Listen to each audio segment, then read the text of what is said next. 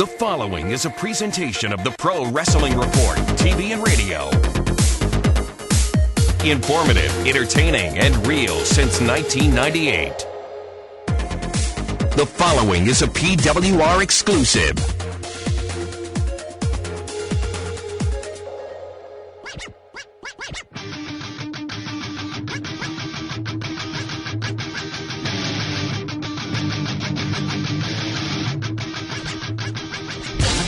Welcome back to the Pro Wrestling Report here on 540 ESPN, ESPNMilwaukee.com. It's a special Wednesday night show on August 24th. I want to remind everybody we're going to be back on Monday nights starting next week right here on 540 ESPN and all over the world at ESPNMilwaukee.com. And tonight, we are joined by Amazing Red, who is giving us some time here on a late Wednesday evening. Red, how are you tonight, sir? Hey, how you doing? I'm great. Absolutely tremendous to hear from you, along with David Hero and Linda Kay. This is Damian Nelson with Amazing Red here on the Pro Wrestling Report on 540 ESPN. Well, obviously the big news coming from you this past couple of weeks ago, rather, was your departure from TNA Wrestling, and it's a story that a lot of people have asked us about, and they want to hear the story behind it. So why don't you share with the world right now listening what led to your departure from TNA Wrestling on August 4th? Okay, I'm going to try to summarize it to the best of my knowledge. But I've been with TNA since 2002, and it was just me and my friends from the X Division, a.k.a. the Young Bucks, Jay Lethal, Shelly, Sabin, Spanky, Brian Kedrick, we would talk amongst each other because we had our own little clique in the locker rooms, and we felt like we wasn't getting used like how we should. And so we had conversations amongst each other about, we were going to come up to the office and ask for, changes, kind of like if you give us the ball around with it kind of thing.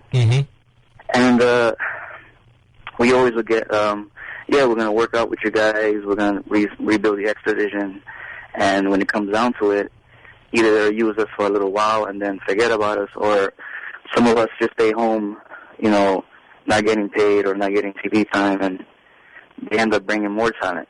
And I understand that they have a lot of people on the roster. I understand it's kind of hard, I guess, throwing in X Division matches on top of every other storyline and other matches they have. But for me, I feel like I've been in this predicament before with them, and it was just, for me, it was just enough, my thing with TNA when I came back the last time was everybody kept saying, Red's good in the ring or whatever, but, he doesn't have character or some kind of promo thing, So I always wanted to get a storyline or something that I can prove that I can do the other part. It's just that I'm not given the opportunity to do it. And one of the things I'm talking about was when they gave me Down West. He was supposed to be my mouthpiece for a little while, and I guess it was going to come to a point where maybe later on he'll start getting me in trouble, kind of like heelishly, and until I kind of put my hand over his mouth and okay, now it's my time to talk and blah, blah, blah. And it's like they gave me him, and little by little, they took him away from me without giving me no explanation, and that's how I feel like everything happens to me in TNA. They give me a storyline, or they start off with something, and then they take it away from me really quickly, so I can't even, get a leg up on things. So the Don West thing was cool. I liked it a lot. I love Don West. He's awesome. He's like the best mouthpiece I have, I could have learned from him and until the time was right to finally have me talk. And it gave me more kind of character because, it was kind of like no one had really seen it before. It was like a heel thing to do by having a manager, but he was kind of like my cheerleader and my mouthpiece at the same time. And I was X Division champion at the time, and he got a lot of things. He got a lot of things done for me. Like when I had Don West by my side, I had my T-shirts made. My action figure came out. I was X Division champion. I guess having him was super awesome. Then they just took him away one day, and I don't know what happened. It was, I think, after it was some match. I forgot what it was, but he just told me that they told him that I didn't need a mouthpiece, and I didn't need him as my manager. And that was the only excuse I got from him, like he said, and they took him away. And it just keeps happening like that with me in TNA. Like the Crimson thing, my little brother Crimson, he came out one day with the Jeff Jarrett thing, the MMA challenge. It was really good. They had a good reaction. The next day, I'm looking at him, and he has a suit on. Because, we do taping, so the next day right. we were setting up for the next taping. He has a suit on, and I'm looking at him like, okay, I'm thinking this is his suit to come to work with. But he's actually doing promos in the suit. So I was like, what is that? He said, oh, they're kind of putting me in the main event mafia thing. And I'm like, wait, but, okay, but did they say anything about me? And he was like, no. It was just a thing they wanted me to start saying messages or whatever about the main event mafia or whatever. So I told him, I said, so where's my suit? Where's that at? And then nothing happened from that. And they took him away from me, like, right away. It's like kind of like kicking me in the butt kind of thing, like, where it's like, hey, Red, do us a favor. Can you get him over and then we don't need you no more? I had so much awesome ideas, me and Crimson both, like, about this brother thing. There's so many things you can do with it. And it would have gave me tons, I feel like a whole kind of cool character kind of thing where you can see my funny side, because I'm really, like, funny in real life, and no one sees that. They probably think I'm a shy kid, and I'm kind of shy, but when I get to know you, I'm a funny guy. And all these cool promos we could have did where, it's cooler because I'm smaller, and he's legit younger than me, too, by the way, so we could have did, like, funny stuff like that, and it's like they took it away from me, like, not even within a day. And I've never done anything with him after that at all. Like, no tag team, no nothing. And I was always confused about that. Every time I would ask about it, they would say, don't worry about it. He'll come back around and we'll do something with you guys later. But it never happened. So what TNA did is they gave you the X Division Championship. They design your T-shirts. They come out with an amazing red action figure. And they invest all this time and money into hopefully developing something with you, and somebody sneezes and they change their mind. Again. I have no idea what's going on. I have no idea. I mean, now, and from what I understand, this happens to a lot of the talent in TNA where it's just a lot of frustration. I mean, we've seen the stories and the reports about the Young Bucks, how they left, how they said that creative is confusing. No one knows who runs anything. Mick Foley has now come out. He has said the same thing. Mm-hmm. When you first go to TNA and you go in the corporate offices and you sit down and you meet with, whether it be Dixie, Jeff, Hogan, Bischoff, Dixie's mom, Janice, whoever it may be, I mean, what do they offer you? I mean, how does that meeting go when you sit down and you're about to sign that contract? What opportunities do they say that they are going to present you with? It's kind of like it's behind the scenes people. Is usually we don't talk to those people. We talk to their boys or their friends, and then we get like what they want to say, but in their own kind of way. And then we see them like later on when it's already too late. So we don't get really to talk. And when I do talk to like Hogan, Bischoff, even Vince Russo, like they're all cool and they all have good things to say, and that's why I'm more confused because I'm like, I understand these guys like me. They want me to do good, and I'm trying to listen to them. But you're no stranger to this business. You've been around this business for a very long time. Is it really that surprising to you? And I'm not knocking those people, just saying that a lot of times in this business, there is a lot of lip service. Yeah, it's just with me, like my whole thing that I think I should have spoke. I should have opened up more before and should have been more vocal because I'm always humble in the back, It's like they give me something, and I guess they kind of took that as a sign of weakness, or I don't even care what they give me because I kind of really didn't, but then I did, where it's like I've been here a long time. I don't know if they look at me like how they used to look at the Young Bucks and think that they're kids. But the Young Bucks, one of them is married, one of them has a kid, they have jobs, I have a job, I have 2 kids. And I'm old in this business. Like, I feel, like, been wrestling with 12, 13 years. So it's just like, I guess they saw me as trying to be humble. And it's like, well, whatever we give him, he'll do it anyway. And, he won't have no questions about it. Which is kind of what I did, but I wish I could have took that back and been more vocal and opened my mouth more. And it's just the thing that gets me crazy is that fans are not stupid, you know, like they just saw me come out with my brother, and the next week you have him talking about Main Event Mafia stuff. Everybody knows that he only came out because I called him out to take on Jeff Jarrett. Right. It completely went after, like, it was a different story the next week, different story. He's talking about Main Event Mafia stuff to different people, and it's like not even a mention of me, you know what I mean? Like, you know, here and there he'll mention me, but it disappeared quickly. Then another thing too, the Sangriento character. I felt like you want me to start talking about that, or you have another question for the later content? No. I for me, am curious as to how you guys got to the Sangrienta character. That was rather interesting when I saw that pop up on TV. Let me give you guys the quick rundown of that. I always wanted to do a mask character gimmick. I love wrestling for the mask, you know, with mask stuff. I started out watching wrestling, and I loved everything about it. That's what I wanted to do. I wanted to be a luchador, you know, a mask wrestler, you know, Blue Laser, Killer Bees. I love how they switched that up and stuff like that. And then you wrestled under a mask in Japan as well, right? Yeah. Okay. Yeah, they had me first as Fuego Guerrero, which is for MLW. Mm-hmm. And then All Japan picked me up with a couple of different gimmicks with masks and stuff like that, Mysterio Red and all that.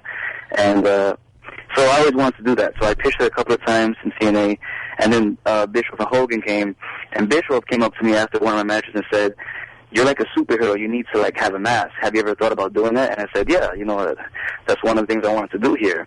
So he said, "Okay, we'll talk to you about that, and we'll get that rolling soon." Then we kept talking about it little by little, but not as much, because if I'm gonna do a mask character, I wanted to obviously put my input on it. You know, I wanted to have sort of my design, and I wanted to have a story with it. I don't want to just come out and it's like, oh, look, a different guy, or like, is it red under the hood? You know, I wanted to have a story with it. So I don't want to blame it on this, but it felt like this. As soon as Sin Cara comes out for WWE. Absolutely. That's what I was thinking when I saw you. Yeah. As soon as that comes out, then they this is how I felt. It's like they rolled up the mask and that costume, and they looked at me and they threw it in my chest and said, "Here, do something with that." That's how I felt like I was given the character. It wasn't like how I planned. There was no build up into it. There was no talking about it together. It was just like, okay, now you're gonna do it. Right. And I was confused because I didn't know how to act with it. You know, I'm like, okay, so what I gotta do here? And it was like, oh, well, just take it, and you're gonna be a heel at first. And then I just heard so many different ideas, and I was confused with the character. You can't expect me to get over this character that I don't know nothing about. And they sent me out there one time just to see how it will work, and they put me against Sabin and Jay Lethal. Mm-hmm. It's kind of hard as a wrestler standpoint to go out there with a mask, a brand new character. You're gonna get booed regardless, right? Mm-hmm. But then when you have a mask, people cheer for it because it's like mask guys usually like superhero kind of people. Yeah. Then you put me in there with Sabin and Jay Lethal, one of the two top guys in X Division, and on top of that, mm-hmm. on top of that, I'm the last match of like a 2-day taping show. You know, like, and it's like the crowd is super dead, but and it was the Orlando crowd at that. Yeah, like a couple of them right away knew who I was, you know, like just by my movements and stuff. But it's just so hard, you know, the way they just did that to me. And then from there I figured, okay, maybe they were just testing it out. Maybe when they put me on TV, maybe they'll give it a backstory, and maybe they'll give me more input on it. And nothing happened. I went out the next two times where I wrestled Suicide on TV. The first one was that I wasn't supposed to be me. I was supposed to be somebody else. Mm-hmm. So they said, change all my moves. Don't do none of that stuff. Do different guy stuff. Then, when I came back from that match, they didn't like it as much because the crowd wasn't into it as much, supposedly. And, you know, the same circumstances were happening. Then the next time I came out, they told me wrestle just like Amazing Red. And then Hogan stopped me and said, if they're chanting your name, pick up the mask a little bit and give them, you know, like a little kind of wink, kind of okay that it is me kind of thing. So I'm like, oh. So, you know what I mean? Like, wait, but that should have been great for you. That means you were two characters. That's two paychecks. I'm not even going to get into that. I'm not even going to get into that. Well, you know, I guess it's time for the direct question, which is, and it's something we've been talking about on this show for the last couple of weeks, and I'll preface this by saying we have nothing against TNA. TNA's been great to us, and a lot of their talents have been great to us as well. But one thing is becoming crystal clear. If it's not Jerry Jarrett's comments of recent past, if it's not comments from many other people, including the Bucks, and even what Jimmy Wang Yang has been saying on Twitter, does that company have any structure, any foundation? Is somebody in charge of TNA Wrestling? I cannot answer that. I really cannot answer that. It's Abyss's 2x4 with all the nails in it. Janice. I don't even, like, there's going to be obviously people going to hear about in TNA. And everybody that's listening to this that's from TNA, who works in the back, who's in the office, everybody in there has no, like, answer for that question. Everybody in there. Because it's all we talk about every time we go to the locker room. We don't know who to go to, even though they say, oh, come to me, or come, if you got a question, come to that person. If we do that, there's 5 or 6 different other people who have a different outlook on things. And it's like you're always going to be confused. Mm-hmm. And it's like, not even that, like, you don't even know which person to go to that will finalize it. You know what I mean? I don't feel like there's one person that's above the other. I think they're all on the same level, and it's like, it's just, they don't, you know, that's one of the main reasons why I had to get out of there. Like, I was up, you know, like, I had enough. Like, I can't be a part of something like that. I don't know what's going on. What I'm going to do, just stay home and keep, you know, beating myself up about it, that, you know, why I don't do this, why I don't do that. And that's one thing that a lot of people don't realize is a lot of the contracts in TNA are structured on a per-appearance payment basis. With no guaranteed dates. Yeah. And you can't work anywhere else unless they approve it. Yeah. Wow. This is the Pro Wrestling Report on 540 ESPN, ESPNMilwaukee.com. We're talking to Amazing Red, who departed TNA recently and has a lot to say thus far. Now, I might be going out on a limb here, Red, but it seems like you might have been a little unhappy in TNA Wrestling. It's not even that, man. Like, I'm a happy, little, lucky guy, and it's like, I just stood there so long and not saying anything, and all I kept doing was just talking to my friends and boys about it and not really telling the people who I should have told, because I probably would have got more input out of it. But I think the same reaction would end up happening. I still think I still would have wanted to leave, just because it's just so crowded there, and it's not organized like how it should be. I don't understand. Like, usually we would know what was going on before we even got there. Now it's like, when you get there, you don't know until like a second before your match. And so it's Nitro. Crazy. I know more about indies than I do about TNA, you know what I mean? It's crazy. Well, when they did the whole big X Division pay-per-view, leading up to that, it was you, it was the Bucks, it was Kendrick. And you guys were like, you know, talking with Bischoff, teasing him. You did the whole Goldberg tease on it.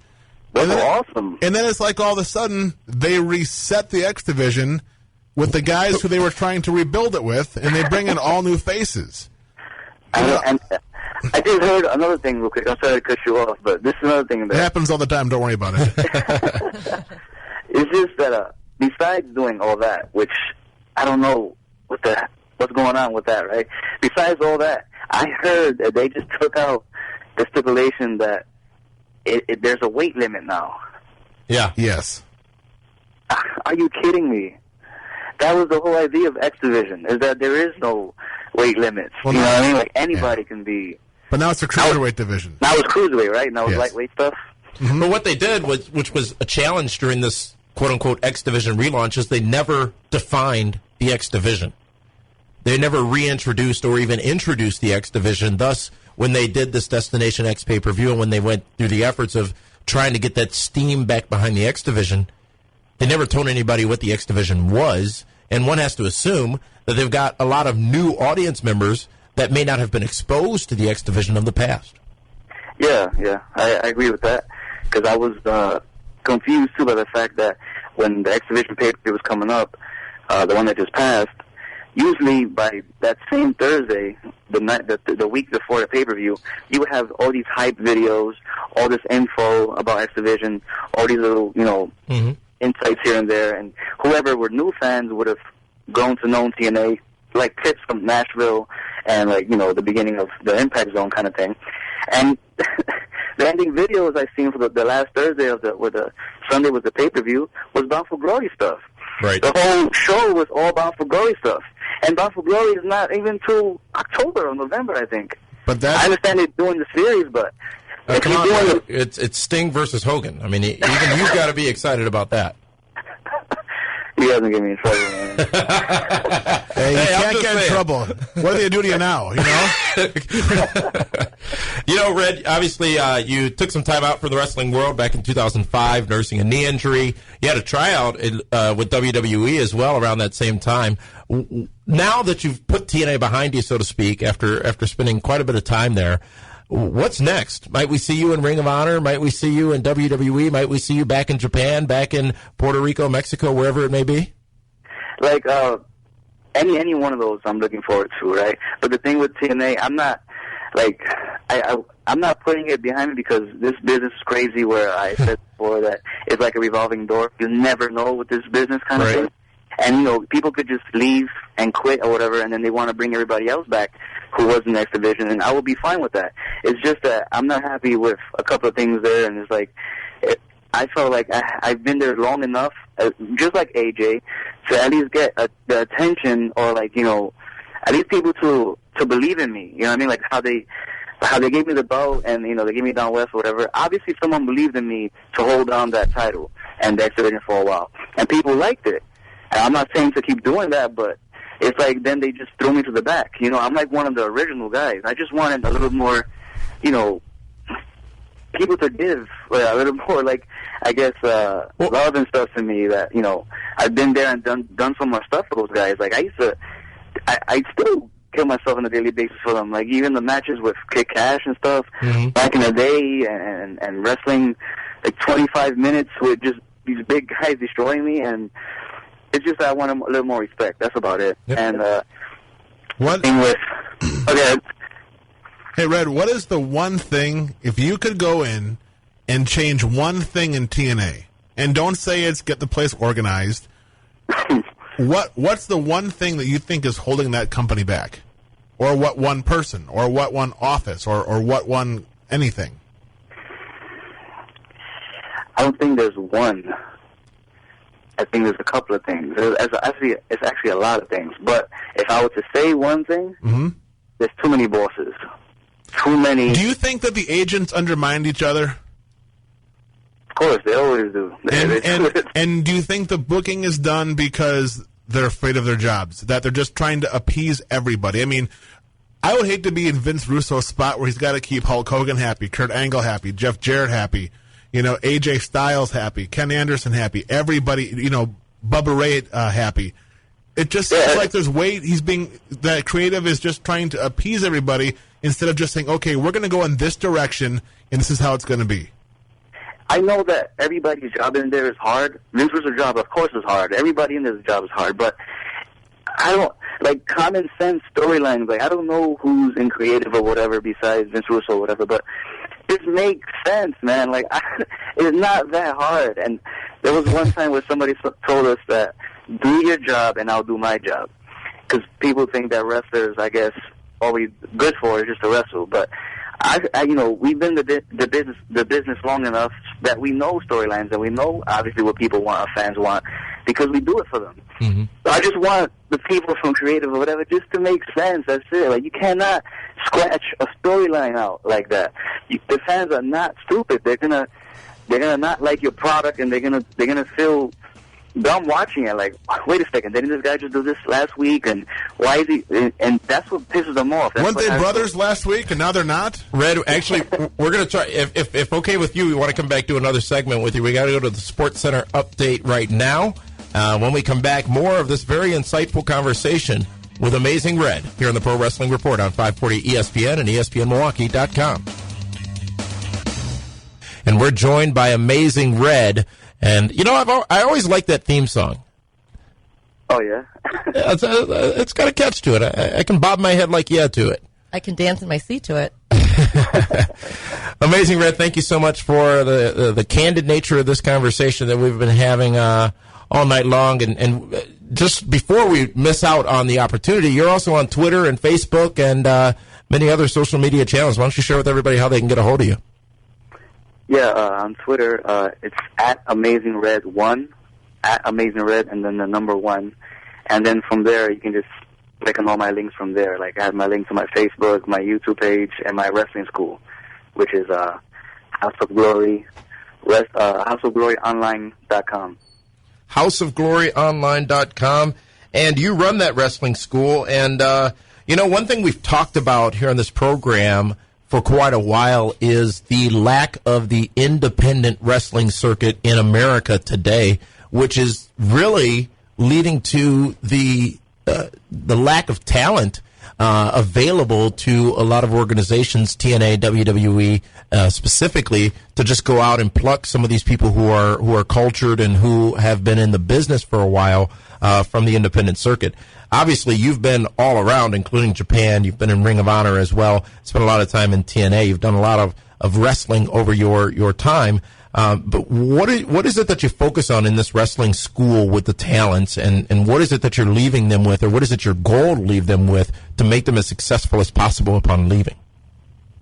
One of the main reasons why you open up the school, me and my cousins, Joel and Jose Maximo, we always want to start a school because it's like the dojo feel, and we always, at first we wanted to have like a bunch of kids who, like us, who needed to get trained, the fact, all these crazy high-flying moves, stuff like that. We were just thinking about that before, but as we got older, we just wanted to let them know the truth behind wrestling before they get into it, so they're not like, uh-oh, what the heck is this, Because when we got trained by Mikey Whipwreck from ECW, we were like the last students of the House of Hardcore, and he would always tell me, Mikey never liked me at first, just because I was like hard-headed and stuff like that, but he always told me, just watching, because I had matches before that and like little practice matches, he told me to calm it down, take your time, and you don't have to do all these crazy moves. You don't have to like kill yourself every time you go out there. And me being hard-headed and not listening, and being young and just wanting to get pops and wanting to be over, I didn't listen, and I just kept doing what I wanted to do, and it's like I would end up being hurt all the time and then just hiding it from people. And on top of that, I'm really small, like even when I started out, I think it was like 120, wearing like a big jumpsuit. Soaking wet? Yeah. I don't even know how people booked me. I was just bones, in the wrestling. And I'm wrestling with big, huge guys. But I guess obviously they saw something in me. But it's just all that pain and, slams and missed suicide dives where I would go to dive and the big person would like not even catch me, which I never understood. And then my body just got so beat up, and now I wish I would have looked back on that and be like, damn, I should have listened to him. So we're trying to teach them early how it is, and there are new wrestlers now that they think that since you know how to flip or know how to do high spots, that's how you make it into the business. A lot of them just go straight into indies and not even get trained just by watching the stuff on TV. But you can tell which are the ones that know wrestling and which are the ones that just watch it. And, they're like straight from being fans to right in the ring. And my school is just trying to show them that there's a whole other world of wrestling you have to know. Like, just to protect yourself and the other person you're in there with. Because, at the end of the day, you guys are helping each other. And you guys are creating a show for the fans. David Hero, you mentioned quite a bit about the style of wrestling that Red was just talking about. And would you say it jokingly about the flips, and the elbow, and then a backflip? Right. Absolutely. Too many guys in the X Division and Cruiserweight, instead of telling the story, they just feel they want to get all of their stuff in. And that starts on the indie circuit where, I promote shows here in Milwaukee, and I have certain guys on the events, and I'll say, okay, how are we going to get to the finish? And they tell me everything you would see at the Olympics as far as mounts and dismounts and everything else. I'm like, okay, great. And now explain that to me how it's going to make sense. And they can't do it. So, a lot of schools, and they don't even teach theory anymore. Because, obviously it sounds like, at your camp, it's different, and you try to teach them the fundamentals and how to get themselves over, and then you can throw in the extras. But if you look at the indies, everyone that sends a tape that says, hey, can you put me on your shows, they do everything under the sun that you really, it looks amazing, but how does that really going to make the product look good? Yeah, it's funny because we watch some of the highlight tapes that they give TNA, like some of the workers, and they always seem to put clips of highlights of their cool moves or whatever. But what we're looking for, well, not weird, but what I would be looking for if I was, somebody who was watching, say, from TNA or whatever, is their footwork, is how they maneuver, how they work with the crowd, how their character is, all that stuff first. Then your moves can come in. Moves are moves. And this is what, it took me a long time to get this, like I was just obviously all about moves. I knew all my stuff from Mikey, but it's just, I wanted pops, and I wanted to be over, and all this stuff, and it's like, nobody, when I tried to do chain wrestling or even cool things that I knew, no one wants to see that. Like, sometimes the fans are really bloodthirsty, and they want to just see you kill yourself, or kind of like, just do all these crazy moves and stuff, and that's how they like it. And what I did is that I went to what they like, and I made them tell me how to do my match, which I learned that it's different. I'm supposed to, tell them how the match is supposed to be. I mean, if you look at, let's say, the top 5 or 10 names in the history of the wrestling business, with the exception of Macho Man Randy Savage and Ric Flair, how many truly ever went to the top rope? There wasn't many. So I mean, in like with Hogan and Flair, and Savage and Andre, and guys from that generation, they told stories. I mean, where a back rake meant more than a 450 splash. And for me as a wrestling promoter, that's a problem that I have is, slow it down a little bit. And I think at times that was what may have hurt the X Division and turned some fans off, because there's times when you guys were going 1,000,000 miles an hour and you were killing each other, but you weren't killing each other. And that leads to the next question, which actually was submitted on our Facebook page as well. About that crowd in Orlando. One of the things TNA has challenges with is trying to get a rise out of that crowd in Orlando, who many of them didn't attend Universal thinking they were going to go see a wrestling show that night, and then they sit through a couple of hours of it, sometimes over multiple days. What's your take, and how did you feel about working in front of that audience who you knew, in general, wasn't familiar with the product that they were seeing? That's one of the main problems of TNA. Is just that they need to get out of that area, that crowd. You can go there once a while and whatever, but you have to get out of there. They're the ones who are making TNA go through these crazy storylines. They're the ones who make it harder for the people in TNA to work and because some of them don't even want to see wrestling, and they're just there and they're just drinking and just trying to have fun. So they'll boo or they'll say all this stuff, and they're not there for that. Right. There's only maybe 10 or 15% of fans in there who are like marks, who want to see it, who know the people, who know the wrestlers, and maybe that's why the booking is so all over the place. That's what I'm saying. Because I guess they try to please them also, and on top of that, the people in the TV audience, which is hard. You have to get out of there. And when you can ask anybody, their house shows, like the TNA's house shows, are awesome. Yeah. Like sometimes they don't pack a lot, but the house shows are awesome. And I figured just two things, because we work easier on house shows, which is even better. And on top of that, we're getting out. We're doing different things in different crowds. Wrestling fans who really want to see it, because they're the ones who want to go and pay the ticket and go and try to find where we're at. Orlando's just like, they're already there, and it's like we pull them in. Oh, you want to see wrestling? No, not really. Oh, well, come anyway. Yeah. It's just like, they don't really want to be there, and they're there for a long time, because we do like sometimes 2 or 3 tapings in one day. So it's hard. Now, we talked earlier about Vince Russo as well. You brought him up, and Vince Russo gets a lot of negative feedback from specifically the internet wrestling community. If something goes bad in TNA, that's the first person they blame. Does Vince Russo get a bad rap? Does he get one? I know Vince. I talked to him a couple of times. He's a cool guy. I don't have no problems with him.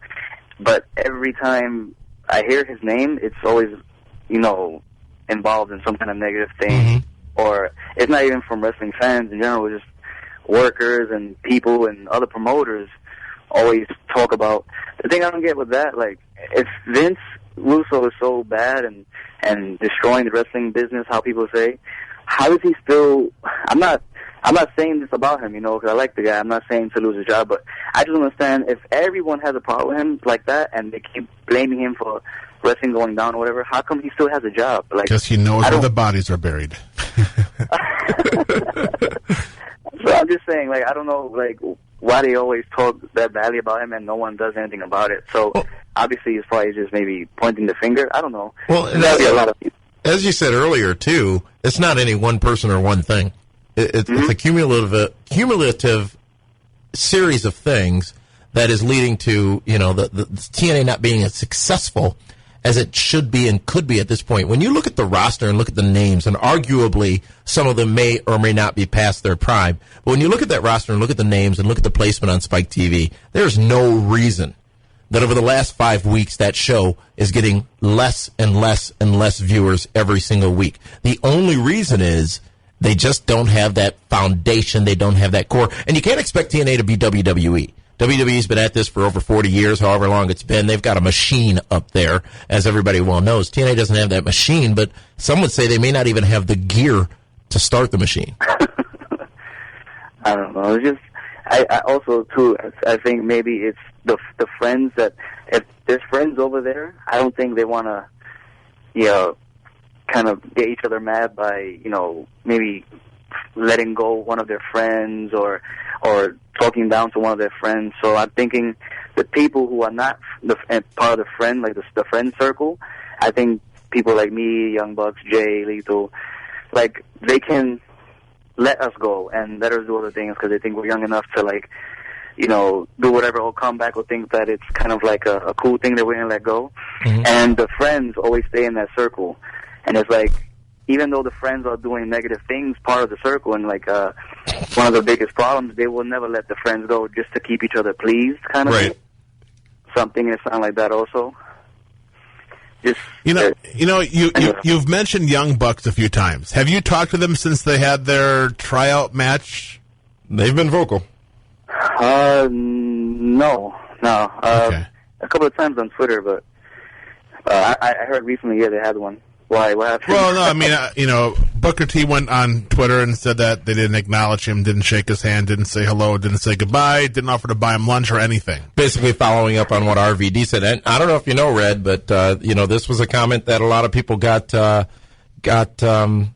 little up in arms about, which RVD saying he's a rock star and that everybody else in TNA needs to be following him and learning from him. And he took offense to the fact that the Young Bucks never introduced themselves to him, and that's what Booker T followed up on after they appeared on SmackDown, or at least had a dark match on SmackDown a couple of weeks back. Again, this is all hearsay from the people, from not the Bucks, but it's been a unique situation with them. That's weird, especially to find the Bucks in that kind of predicament. They're the nicest guys I know, man. Like, I don't know, maybe it's something different than that. Do you think that their look of being too close to the Hardys has hurt their opportunities? No, not really. Just because when they did get put on TV against the Guns and stuff like that, I didn't hear that many things about them and Hardys. I just heard about Gen Me, which is kind of like, kind of cool, because then I don't think they would have got like a push at that moment if it was too much of the Hardys, because at that moment TNA had the Hardys. So I don't think it's that. I think that's probably one of the excuses that they can use to get rid of them. But, I don't know the pay structure in TNA. I've heard how it works, but it doesn't sound like it was costing them a whole lot of extra money to keep certain guys around, especially if their deals are, yeah, you're going to be with us for 2 years, but we're not going to, and it's a per appearance paycheck, but we're not going to guarantee you X number of dates. I mean, I don't understand where they were trying to save money or whatnot. I can't help you out there, man. You know what? Sometimes no answer is the best answer. We have a question from our Facebook page, and this comes from Ryan Smith. wants to know, who was the best guy you ever worked with in TNA? The best guy. I mean, I have always like a couple. It's never really just one. But my favorite guy to work with, that was my first time in TNA, who helped get me a job, and it's my boy Loki. Mm-hmm. G Caval, whatever. I love working him in general, not only in TNA but anywhere else, just because when me and him wrestle, we always bring a different kind of style to it, some kind of like martial arts kind of style and like a movie thing. And it's always fun to like throwing ideas and do new things with him. But yeah, it's fun to be in. You know what's intriguing? You're bringing up Loki Senshi. He obviously had the run with WWE, had the run with TNA as well. An amazing talent, much like yourself. Mm-hmm. Very outspoken, though. And, then you've heard the rumors, of course, of people who are outspoken in wrestling being difficult to work with, quote unquote. It's interesting how many people like yourself are wanting out of TNA and who have asked for their releases and who have departed TNA Wrestling just due to seeming frustration over where the company's going. Do you think that in the next, let's call it 6 to 8 months, TNA is going to turn a corner and things will start looking up as opposed to looking down, which is where they've been pretty much since Victory Road in March? I always had that in the back of my mind. I was always hoping when I was there that something was going to pick it up. Some different people were going to pick it up. I don't know what it is, but it feels like it was going to get good for a couple of days and weeks, then it's back down again, and I don't know what's going on. So that's the problem I have with TNA. It's just too many questions and too many I don't know, and too many people are lost in there where you can't get a correct answer. You can't get like a straight answer, and I don't know. It's hard. Like I hope they do. I don't have no problems with TNA. Like outside of that, they helped me to where get me where I'm at. I got an action figure finally. It's like one of my dreams I wanted to do is have an action figure. How many do you have? How many do you own? Me? I got like maybe one for each kid and one for me. Hey, there's nothing wrong with that at all. Amazing, Red. You know what? It's been a tremendous conversation with you. Would like to have you on again to continue talking about your time in wrestling, because we didn't really even touch on your Ring of Honor time, your time in Japan, and your time in Mexico as well. But it's very important everybody follows you on Twitter at AmazingRed1, and you can get all the information about Amazing Red's Wrestling School at houseofgloryonline.com, houseofgloryonline.com. And again, thank you so much. We look forward to talking to you again. Do you have any parting words for the audience listening tonight? I just want to thank all my fans for being with me and keeping up with me on Twitter and watching my little videos that I put out.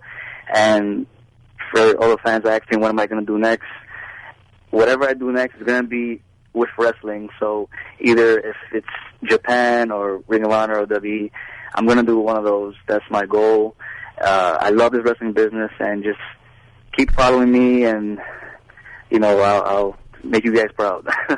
Thank you so much, Amazing Red, for joining us here on the Pro Wrestling Report on 540 ESPN and ESPNMilwaukee.com. 540 ESPN.